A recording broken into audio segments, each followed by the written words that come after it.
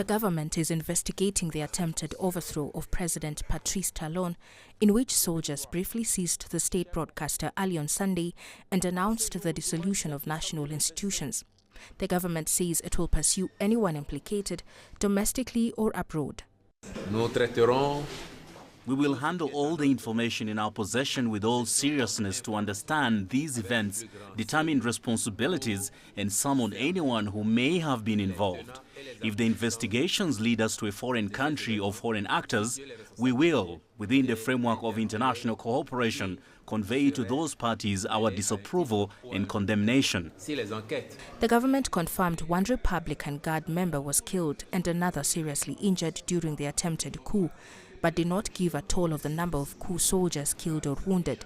The government spokesperson said in efforts to stop the coup attempt, authorities avoided a ground assault in the military camp where the coup soldiers had regrouped to limit civilian harm. We had armored vehicles at that base, which they were threatening to use. The right military approach was to neutralize those armored vehicles by air.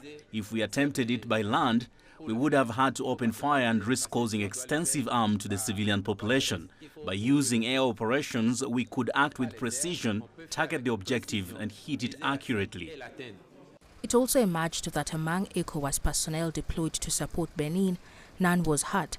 However, the West African bloc has come under pressure once again for failing to prevent a wave of coups in the region.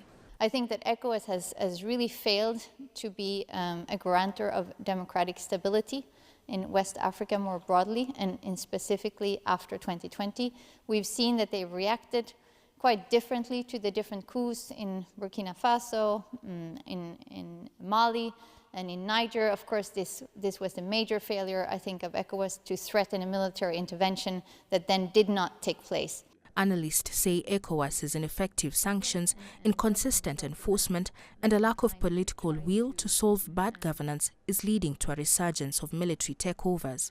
After they had imposed sanctions on the coup states, and they decided then Niger, Mali, and Burkina Faso threatened that they would withdraw from the regional organization, which they later also did. ECOWAS did a U-turn and said that they would like to welcome them back into the organization again without any of these states organizing elections or returning to constitutional order. The Benin coup attempt comes 4 months before a presidential election in April that is expected to end Patrice Talon's tenure. At least 14 people have been arrested in connection with the attempted coup, with the coup leader, Colonel Pascal Tigri, said to be seeking refuge in neighboring Togo. Caroline B., CGTN.